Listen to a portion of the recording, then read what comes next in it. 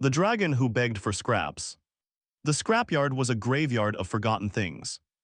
It stretched far beyond what the eye could easily measure, a maze of twisted metal and silent machines that once carried dreams across the sky.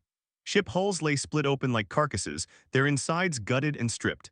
Engines that had once roared with power now sat cold and hollow, their purpose reduced to scrap value.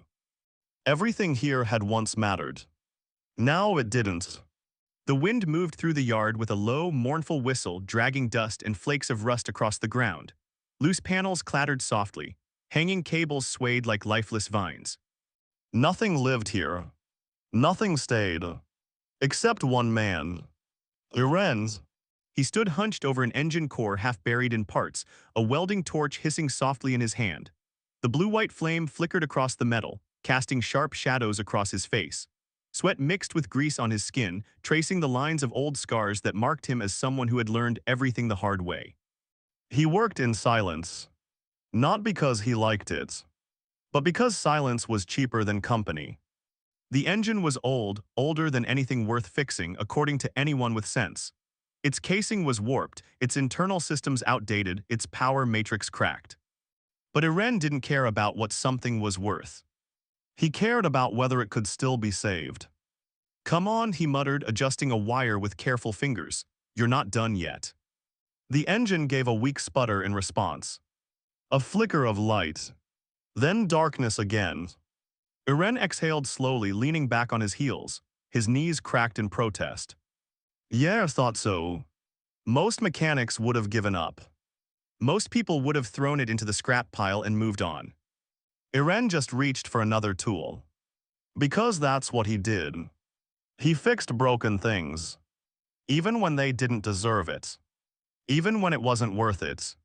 Even when no one cared. Especially then. Time passed in the slow, grinding way it always did in the scrapyard. There were no clocks here, no schedules, only the rhythm of effort and exhaustion. Work until you couldn't. Rest until you had to work again.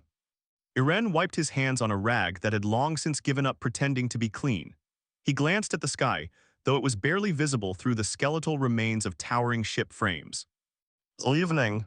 Or close enough." He stood, stretching his back with a quiet groan. The engine sat silent before him, stubborn in its refusal to cooperate. "You win today," he muttered. He turned, heading toward the small shack that passed for his home. That's when the light changed. It was subtle. So subtle that most people wouldn't have noticed.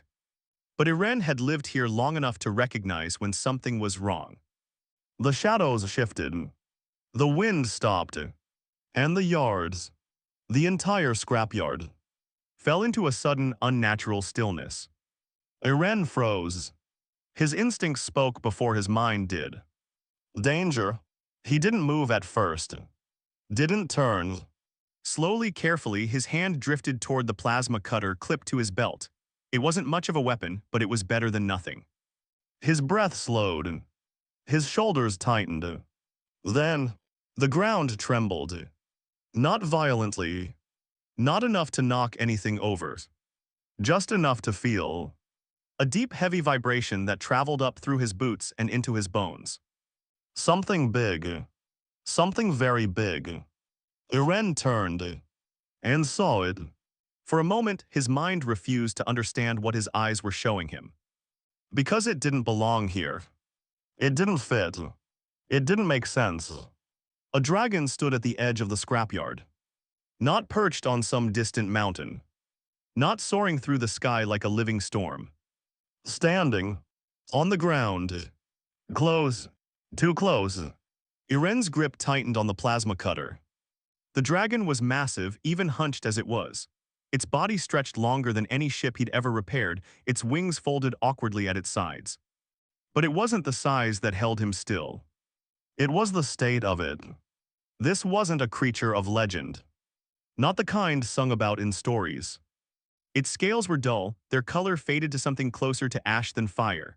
Cracks ran across them like fractures in old stone. In some places, entire patches were missing, exposing skin that looked far too thin, far too vulnerable for something that was supposed to be nearly indestructible. One wing hung lower than the other, its membrane torn and uneven. He could see where it had tried to heal badly, crooked, incomplete.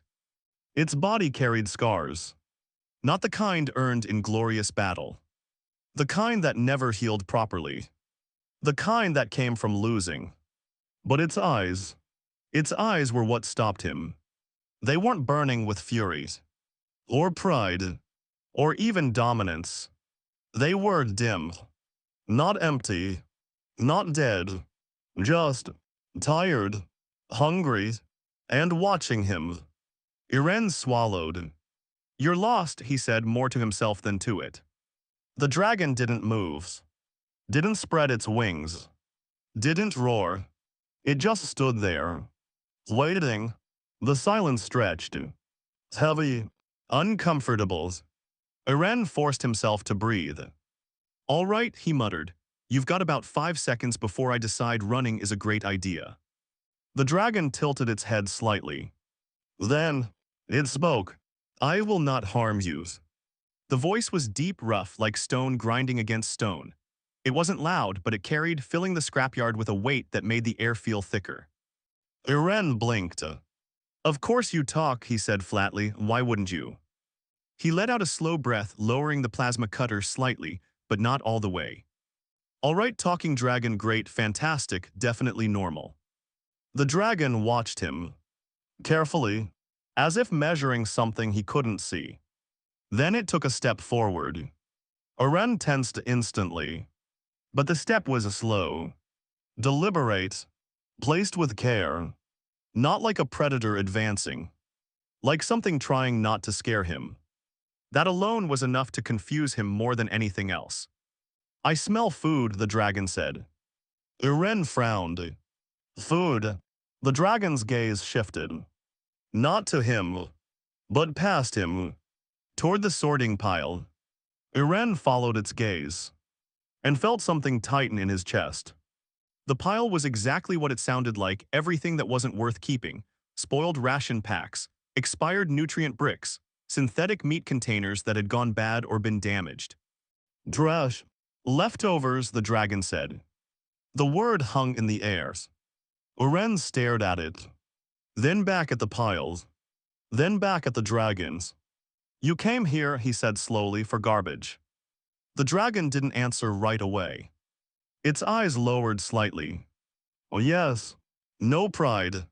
No defiance. Just truth." Irene exhaled through his nose. "You're kidding me." The dragon shifted its weight as if preparing itself. "If it is not permitted," it said quietly, "I will leave." There it was. Not a threat. Not a warning. An expectation. Like it had been told to leave before. Like it expected to be told again. Irene looked at the trash pile again. Then at the dragons. Then down at his hands. Rough. Scarred. Empty. "No," he said. The dragon went still. "You're not eating that." A pause. "I have before." "Yeah, well, that's not happening today." Irene turned and started walking toward his shack. For a second, there was no sound behind him. Then, a careful step. Then another. The dragon followed. Not close.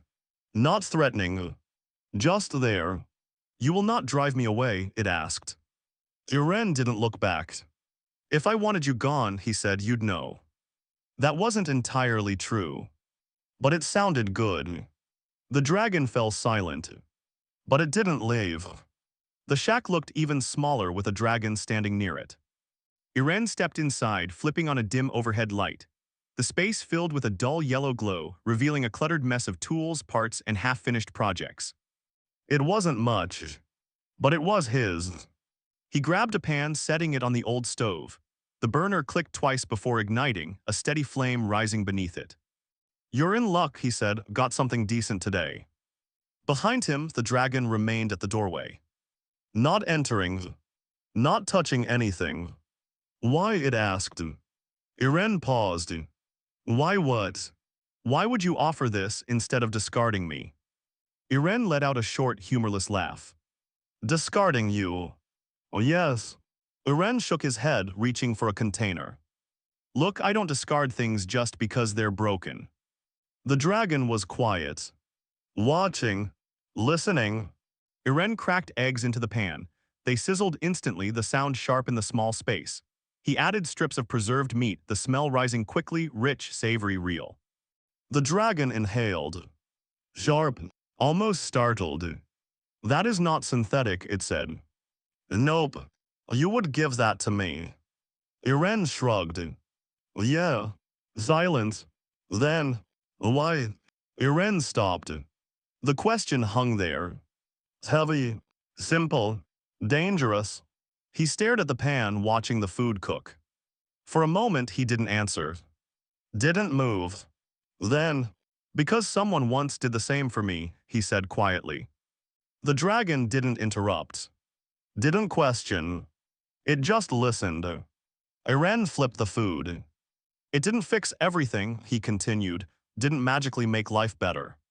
He exhaled. But it kept me going. A pause. Sometimes that's enough. The dragon lowered its head slightly, as if acknowledging something it understood. When the food was ready, Iren stepped outside. He set the pan down on a clear patch of ground, then backed away. All right, he said, eat. The dragon hesitated. You will not take it back. Iren snorted. Try me. A bit. Then, slowly, the dragon lowered its head. And ate. Not like a beast tearing into prey. Not like something desperate. But carefully, almost respectfully.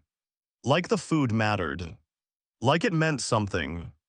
Iren leaned against the doorframe, arms crossed. Watching, the dragon finished far too quickly. It pulled back. Sat still. Thank you, it said. Simple. Sincere. Iren shrugged. Yeah, don't make a habit of eating trash, all right. The dragon looked at him. And something in its gaze had changed. Not just hunger anymore. Something warmer. Something quieter. I will return what you have given. Iren waved a hand. Relax, it's just food. The dragon shook its head slightly. I do not forget kindness. Iren rolled his eyes. Sure, you can repay me by not burning my yard down. I will not. And somehow, Iren believed it. That night the dragon stayed. Not close. Not far. Curled at the edge of the scrapyard, its massive form barely moving as it rested. Iren stood in his doorway, arms crossed, watching. This is insane, he muttered. He should have been afraid. Should have driven it off. Should have called someone. But he didn't. Because for the first time in a long time, the scrapyard didn't feel empty. He looked at the dragon one last time. Then turned inside. Don't eat anything expensive, he called. There was no answer. But he didn't expect one. Out in the darkness, the dragon's eyes opened. Watching the small shack. Watching the human who had offered more than scraps. Something unfamiliar stirred deep within its chest. Not hunger. Not pains. Something it had almost forgotten. Hope. And it did not leave. The dragon who remembered, the man who refused to let go. Morning in the scrapyard did not come gently. It arrived in pieces. Light filtered through broken holes and shattered glass, falling in jagged lines across the rusted landscape. The air was colder than the night before, carrying the scent of metal and dust, untouched by anything alive.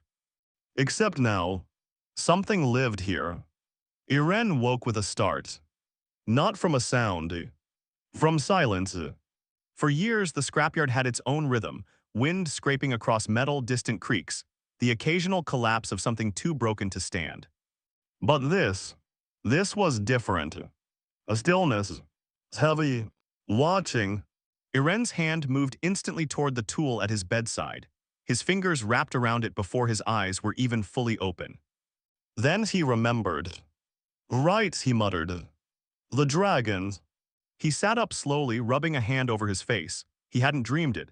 He could still feel the weight of that presence, even from inside the shack. Carefully, he stood and stepped outside. The scrapyard looked the same as it always had. Broken, silent, unforgiving.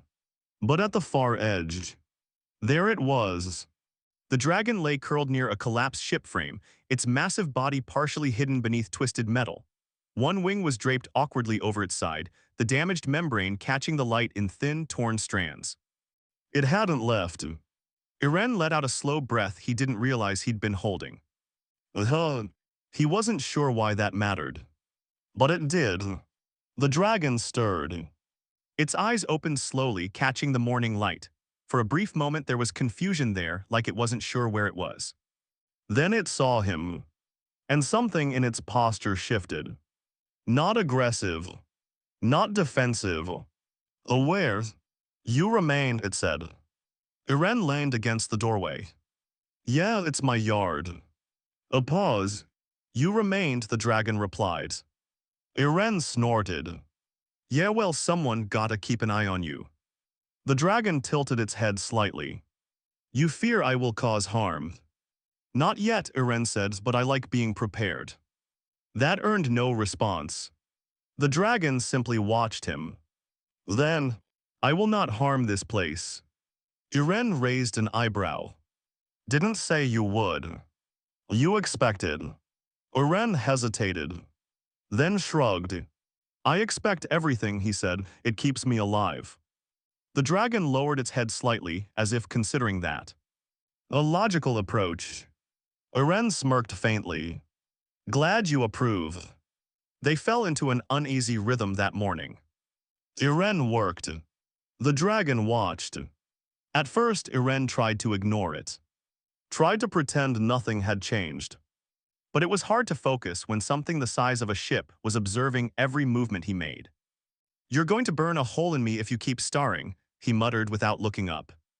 I am observing, the dragon replied. Same thing. A pause. You repair what is broken, the dragon said. Irene tightened a bolt. Yeah, even when it is inefficient. Yep. Why? Irene leaned back, glancing at it. Why not? The dragon's gaze didn't waver. Because some things cannot be restored. Irene shrugged. Doesn't mean you don't try. The dragon was silent for a long moment. Then, you believe all things can be repaired. Irene let out a quiet breath. No, he said, I just believe you don't get to decide that without trying first. The dragon looked at him. Really looked at him. As if seeing something it hadn't before. It was midday when Irene noticed it. The way the dragon shifted. Small movements. Subtle, but wrong. He wiped his hands and walked closer, squinting. Hold still. The dragon tensed immediately. Why? Because I said so. That apparently was not a convincing argument. Irene sighed. Look, I'm not trying to kill you, relax. A pause. Slowly, reluctantly, the dragon lowered itself slightly. Irene circled around it, careful but not overly cautious. He had already decided somewhere deep down that if the dragon wanted him dead, he wouldn't be standing there. Up close, the damage was worse. Much worse. The cracks in its scales weren't just surface level. Some ran deep, splitting across entire sections of its body. In places, the scales had broken entirely, leaving exposed flesh that looked too fragile for something so massive. And the wings. Irene stopped. That's bad, he muttered. The membrane was torn in multiple places, but that wasn't the real problem. The structure beneath it was wrong. Bent. Misaligned. It had healed. But not correctly. Who did this? Irene asked. The dragon didn't answer. Irene glanced at its face. All right, don't answer. He reached out slowly, placing a hand against one of the damaged scales. The dragon flinched. Hard. Its entire body tensed, muscles coiling as if ready to strike. Irene froze. Easy, he said quietly, I'm just looking. The dragon's breathing deepened. Heavy. Controlled. You intend to cause pain, it said. Probably, Irene admitted, but not for fun. That seemed to confuse it. Irene pulled his hand back. Look, your wing healed wrong. If you try to fly like that, you'll tear it apart. I do not fly. Yeah, I noticed. Silence. Then, I cannot. Iren exhaled slowly. Right. He stepped back, crossing his arms. You've been like this for a while. Oh yes. Why not get it fixed? The dragon's gaze shifted away. There is no one who would. Iren let out a short laugh. Well, that's just not true. The dragon looked back at him. You would. Iren shrugged. Yeah. A long pause. You lack the capacity. Iren smirked. Rude. I speak truth. Yeah, well, truth can be wrong. The dragon tilted its head again, that same curious motion. You would attempt it. Yep. Why? Iren rolled his eyes. You really like that question. It is important. Iren looked at the damaged wing, then back at the dragons. Because you're broken, he said simply, and I fix broken things. Silence. Heavy. Uncertain. I am not a machine, the dragon said.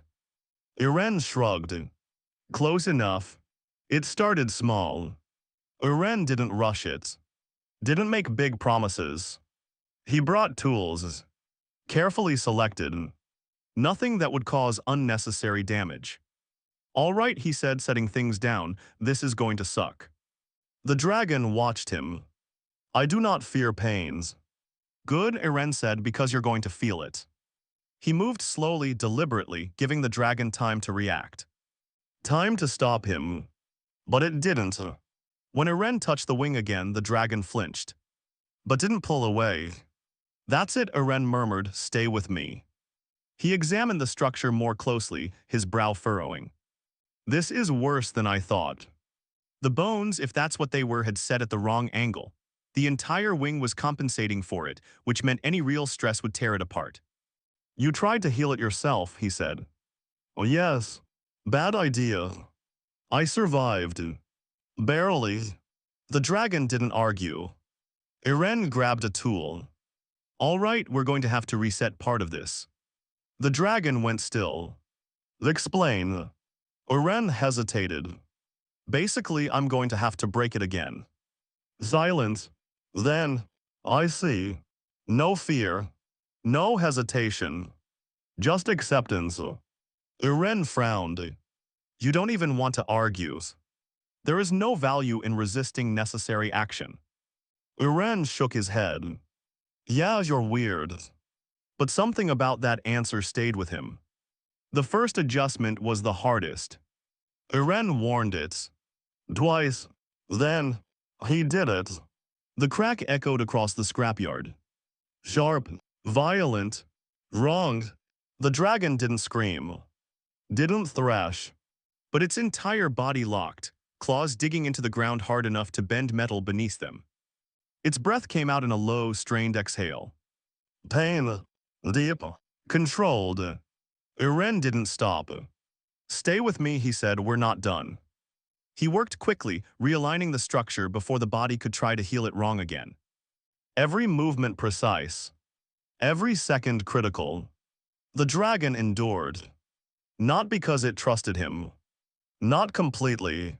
But because, for the first time, someone was trying. Hours passed. Sweat dripped down Iren's face, his hands steady despite the strain. The dragon's breathing had slowed again, but its body remained tense, as if bracing for more. Finally, Iren stepped back. That's all I can do today. The dragon didn't move. You have altered it. Yeah, Iren said, wiping his hands. Now we let it heal properly this time. A pause. You believe it will work. Iren shrugged. I believe it's better than doing nothing. The dragon lowered its head slightly. You expend effort without guarantee. Iren smirked faintly. Welcome to life. That night the scrapyard felt different again. Not just less empty, but quieter, calmer. Iren sat outside his shack, staring up at the fractured sky above. Behind him, the dragon rested. Closer than before. Not at the edge of the yard. Not hidden. Near. I do not understand you, the dragon said. Iren didn't look back. Yeah, I get that a lot. You offer resources without demand. Anonymous. You repair without certainty. Yep. You assist without benefit. Eren tilted his head slightly. Who says there's no benefit? The dragon was silent. Eren glanced over his shoulder. For the record, he said, not everything's about profit. The dragon studied him. Then what is it about? Eren thought about that. Really thought. Then, choice, he said. The dragon didn't respond immediately. On choice. Eren nodded. Yeah, you can ignore something, walk away, let it stay broken. He looked at the dragons. Or you can choose not to. Silence settled between them. But this time, it wasn't empty. The dragon closed its eyes. But it did not sleep. Because for the first time in a very long time, it was thinking about something other than survival. And for the first time, it wondered if there was more than just enduring. Because a human, a small, fragile, stubborn human, had chosen to help.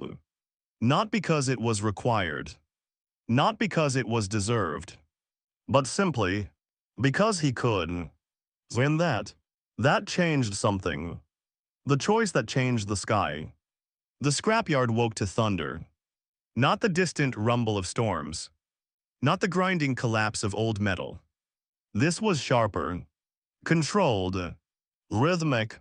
Eren's eyes snapped open. For a second, he didn't move. Didn't breathe. Then, he heard it again. A low, vibrating hum that cut through the stillness like a blade. Engines. Multiple. High-grade. Military. You've got to be kidding me, he muttered, already moving. He grabbed his jacket, his tools, more out of habit than logic, and stepped outside. The sky was wrong. It was too bright. Too clean. The broken silhouettes of scrap and rust were cut against something that didn't belong. Shadows. Moving fast. Too fast. Eren's stomach tightened. Ships. Not salvage. Not civilian. Sleek. Armed. And descending. Behind him, the dragon was already awake. Its body was tense, head lifted, eyes fixed on the sky. Not confused. Not surprised. Recognizing. They have come, it said. Eren glanced back. You want to explain that? The dragon didn't answer immediately. Its gaze never left the approaching ships. They do not abandon what they consider theirs. Eren frowned. Yours. A pause. Then, I was not always alone. Something in its voice had changed. Not just tired. Heavy. Old. Eren followed its gaze upward. How many? Enough. That's not helpful. They will not negotiate. Eren let out a breath. Of course they won't. The first ship broke through the low cloud cover. Then another. Then a third. They hovered above the scrapyard like predators circling wounded prey. Weapons visible. Charged. Ready. Eren felt the familiar, cold edge of reality settle into place. This was not a misunderstanding. This was retrieval. Or worse. Stay behind me, he said automatically. The dragon looked at him. You cannot protect me. Eren didn't even hesitate. Wasn't planning to, I'm protecting my yard. That earned the faintest shift in the dragon's expression. Almost. Amusement. The ships descended lower. Dust and debris kicked up in violent spirals as they stabilized above the ground. A sharp beam of light cut down from the lead vessel, scanning. Searching. It stopped. On the dragons. Then shifted. To Eren's. A voice crackled through the air, amplified and precise. Unregistered entity, step away from the asset. Eren blinked. Asset. The voice continued, emotionless.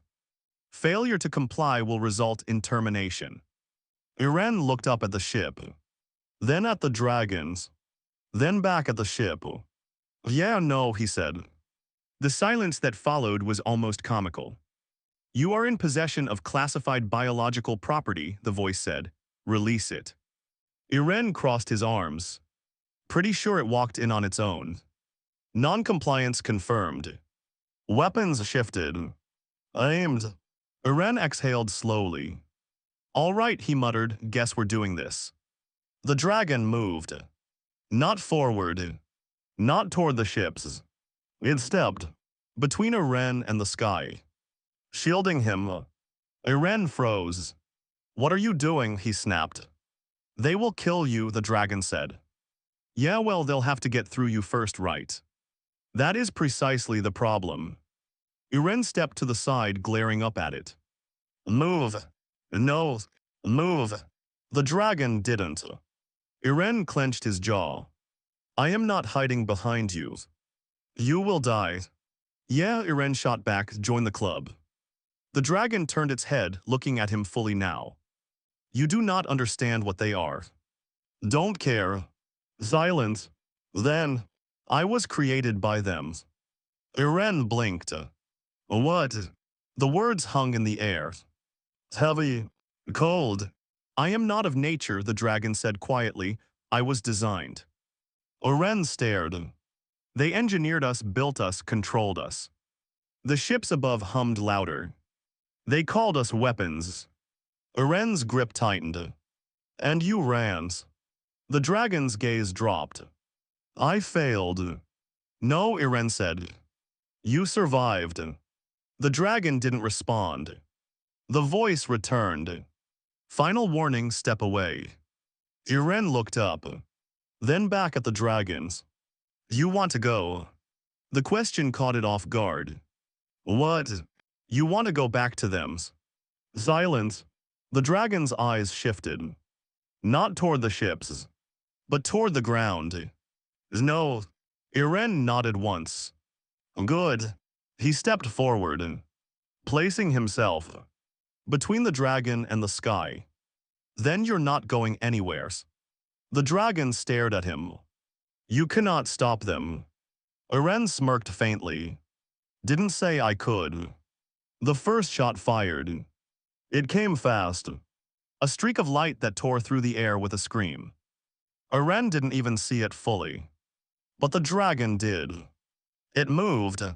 Faster than something its size had any right to. The blast struck its side. Exploded. The impact shook the ground, sending debris flying in every direction. Iren hit the dirt hard, ears ringing. Move, he shouted. But the dragon didn't retreat. Didn't run. It stood its ground. Between him and them, more shots followed. Relentless. Precise. The dragon took them. Every single one. Its damaged scales shattered further, cracks spread like fractures through glass, blood dark and thick hit the ground in heavy drops. But it didn't fall. Didn't yield. Because behind it, a human refused to move. Iren pushed himself up, coughing. This is stupid, he shouted. You will die. So will you. The dragon didn't answer. Because it already knew. Something changed then.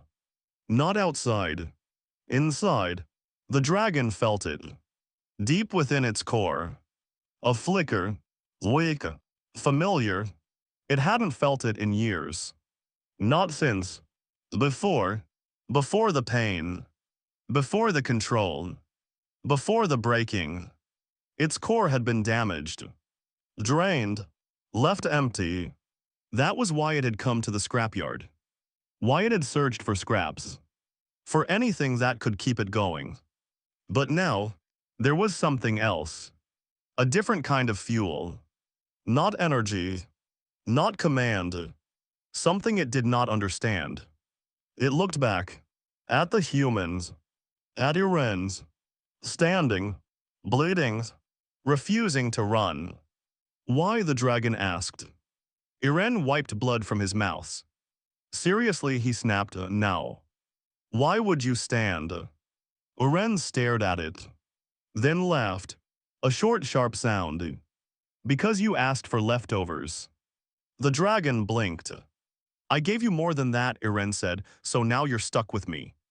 Another blast struck. Closer. Harder. The dragon staggered. You are irrational. Iren grinned. Yeah, that's kind of our thing.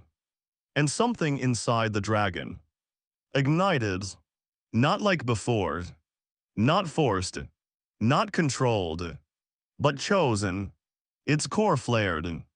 Light spilled through the cracks in its scales, glowing from within like fire breaking through stone. The ships paused. Sensors spiked. Energy readings surged. Anomaly detected, the voice said sharply. The dragon straightened. Slowly, its wings shifted. Not fully healed. Not perfect. But stronger. Aligned. Oren stared. You've got to be kidding me. The dragon looked at him. And for the first time, its eyes burned. Not with rage, but with something brighter. You repaired me, it said. Oren shook his head. No, I helped. The dragon inhaled. Deep, steady, and the world seemed to hold its breath. When it moved, it was not the same creature. It launched upward, wings catching the air with a force that shattered the ground beneath it. The ships reacted instantly. Weapons firing, targeting, but they were too slow. The dragon twisted through the air, no longer struggling against its own body. Its movements were sharp, precise, controlled. Alive, it slammed into the first ship. Metal tore like paper. Fire erupted. The sky exploded into motion. Iren watched from below, heart pounding. Well, he muttered, that escalated. The battle was brief. Because it wasn't really a battle. It was a correction. The ships had come expecting something broken. Something controllable. Something weak. They found something that had been given a choice. And chose not to return. One by one the ships fell. Driven back. Destroyed. Or fleeing. Until the sky was clear again. Silence returned. Slowly. Carefully. Like the world wasn't sure it was allowed. Iren stood alone in the scrapyard. Looking up. Waiting. A shadow passed overhead. Then, the dragon landed. Not at the edge of the yard. Not far away. But close. Very close. Its body was still damaged. Still scarred. But it stood taller now. Stronger. Not because it had been rebuilt. But because it had been seen. Iren crossed his arms. You made a mess. The dragon lowered its head slightly. I will repair it. Iren snorted. Good luck with that. A pause. Then, why did you stay? The dragon asked. Iren looked at it. Really looked at it. Then shrugged. Because you did. Silent. Warm. Steady. Not empty anymore. Days passed. Then weeks. The dragon didn't leave. Not because it couldn't. But because it chose not to. It helped. Not like a tool. Not like a weapons. But like something that understood what it meant to rebuild. Ships that had been abandoned began to take shape again. Engines roared back to life. Metal that had been discarded became something more. And above the scrapyard, sometimes, a dragon flew. Not in dominance. Not in fear. But in freedom. One evening, as the sun dipped low behind the broken skyline, Iren sat on the edge of a newly repaired hull. The dragon landed beside him. You have altered my existence, it said. Iren smirked. Yeah, you're welcome. The dragon watched him. I asked for scraps. Iren nodded. Yeah, you offered more. Iren looked out across the yard. At everything that had been broken. At everything that was still being rebuilt. Yeah, he said quietly. I did. The dragon lowered its head slightly. I will not forget. Iren shrugged. Good, because I'm not done fixing you yet. For the first time, the dragon laughed. A deep, rumbling sound that echoed across the scrapyard. And for the first time, Iren smiled. Because sometimes, the smallest choice, to give more than what was asked, could change everything, even the sky.